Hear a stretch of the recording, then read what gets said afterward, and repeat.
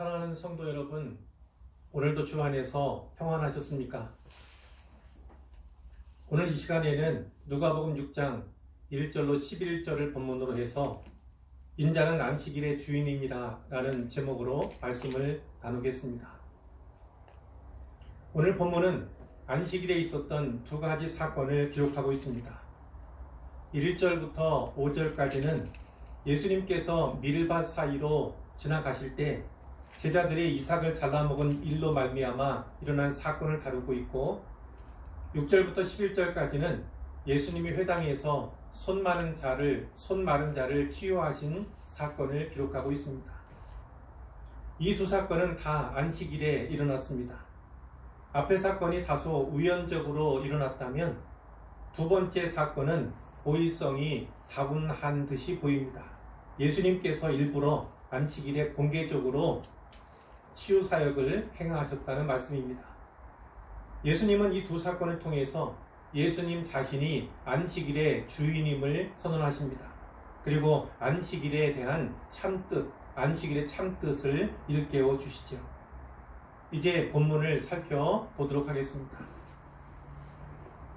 1절 이하의 말씀인데요, 안식일이었습니다. 예수님께서 밀밭 사이로 지나고 계셨어요. 아마 밀밭 사이에 난 길을 걸어가셨겠죠. 그때 함께하던 제자들이 이삭을 잘라서 손으로 비비고 먹었습니다. 이삭을 잘라 손으로 비벼서 먹었습니다.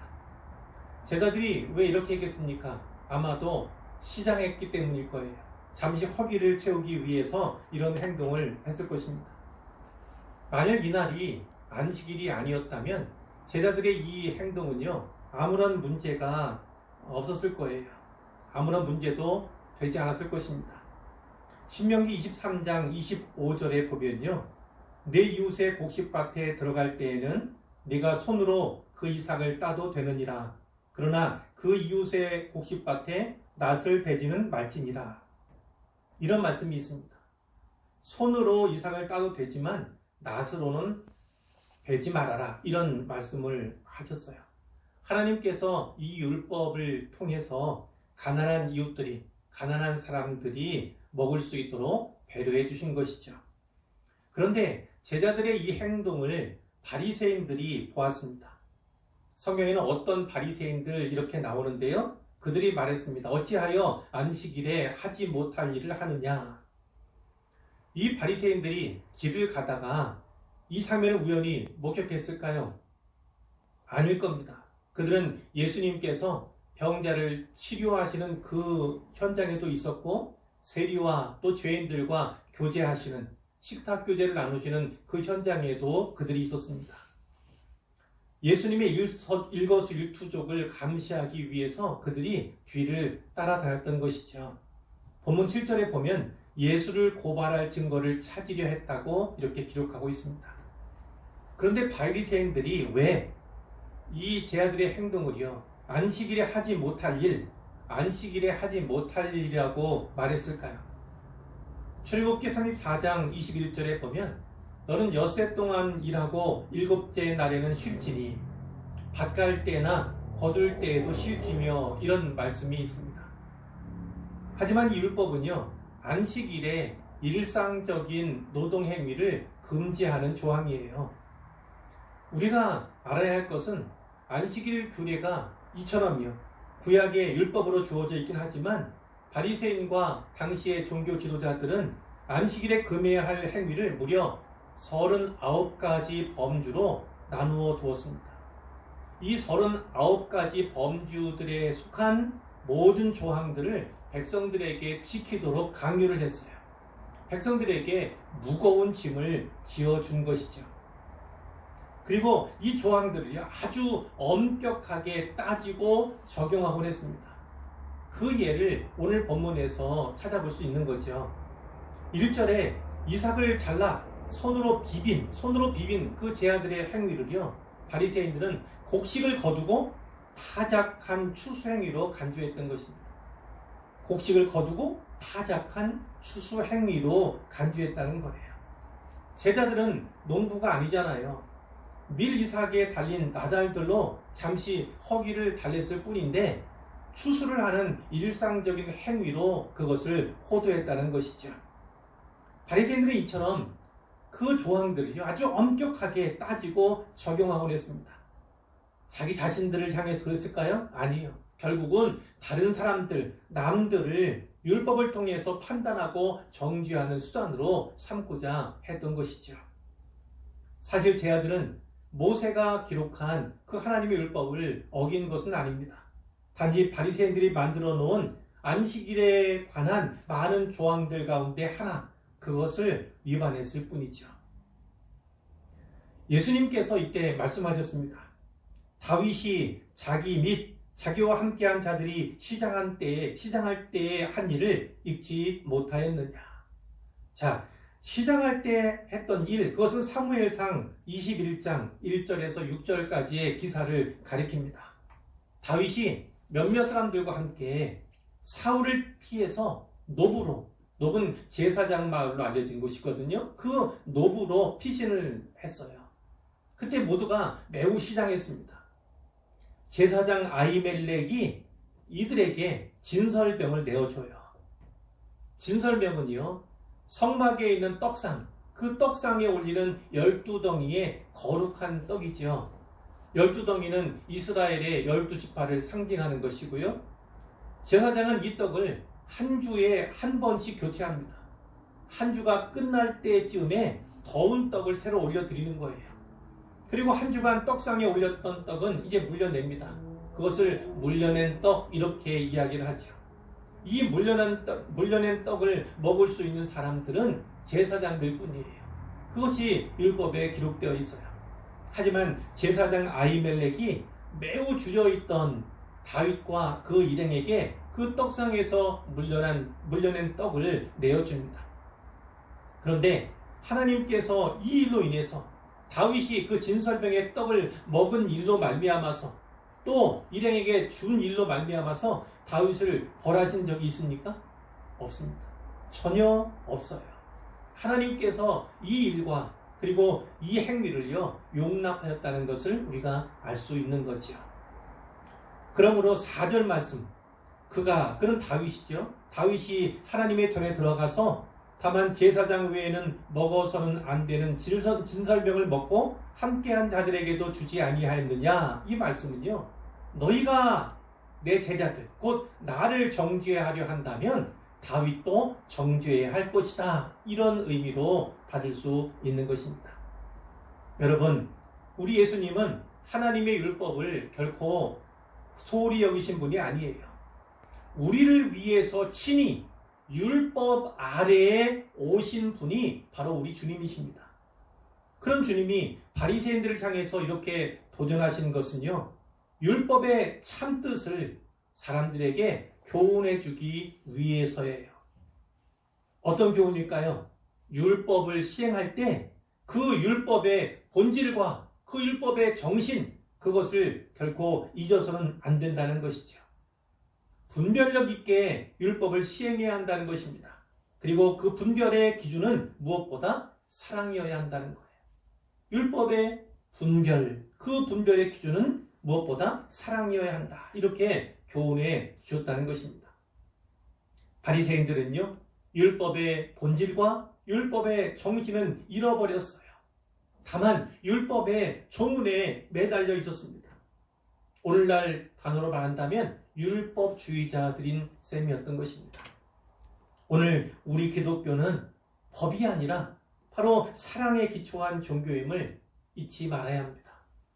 법이 아니라 은혜에 기초한 종교임을 잊어서는 안 되겠죠. 그래야만 바리새인과 같은 율법주의자가 되지 않을 수 있는 것입니다.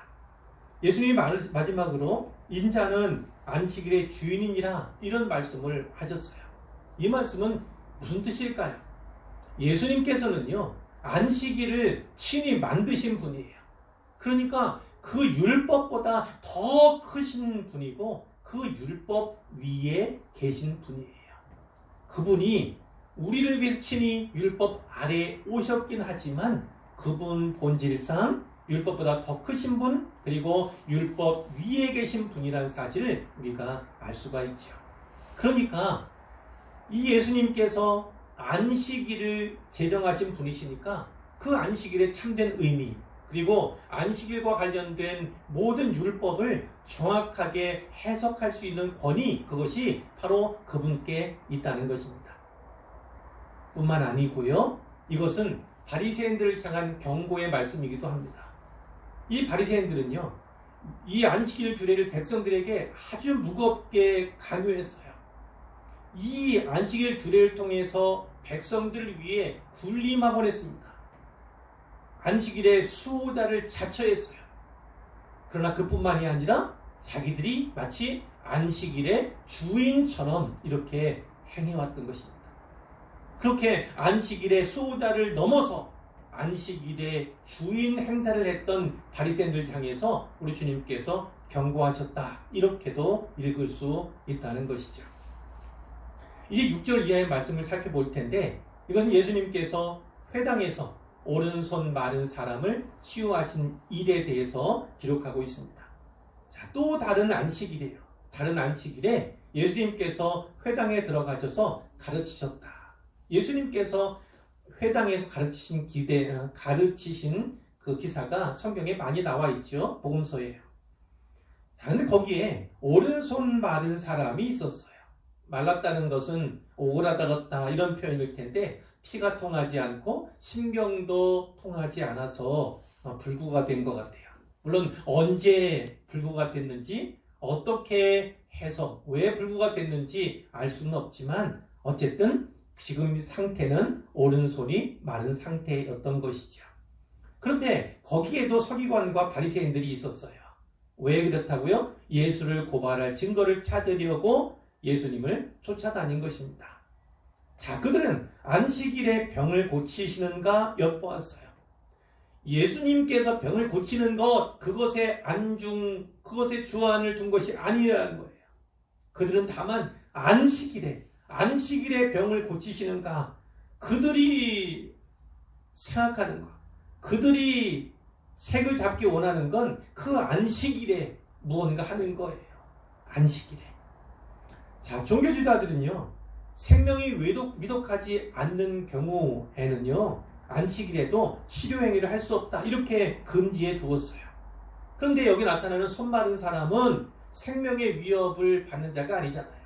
언제 병이 들렸고 언제 사고가 났는지 알 수 없지만 어찌되었든 그것은 생명의 위협을 받는 그런 상태는 아니었던 것이죠. 근데 예수님께서 그 바리새인들의 생각, 서기관들의 생각을 아셨어요. 예수님은 바로 그런 분이십니다. 말하지 아니하고 표현하지 않고 겉으로 드러내지 않아도 다 아세요. 우리의 마음과 생각도 다 아시는 분이신데, 예수님께서 바로 서기관들과 바리새인들의 그 생각도 아셨어요. 그러니까 그 자리를 피하셨을 수도 있잖아요. 그 안식일에는 병을 고치는 일을 하지 않으셨을 수도 있잖아요. 하지만 예수님께서는 오히려 그때에 거의 고의적으로 이 치유 사역을 행하시는 것을 우리가 볼 수가 있어요. 오히려 선을 행하고 생명을 구하심으로써 자기가 안식일의 주인임을 스스로 증명해 보이셨다, 이렇게 말씀드릴 수 있습니다. 예수님께서 손 마른 사람에게 말씀하셨어요. 일어나서 한가운데 서라. 한가운데는 어디예요? 모든 회당에 있는 모든 사람들이 주목할 만한, 가장 잘 보일 만한 그런 데잖아요.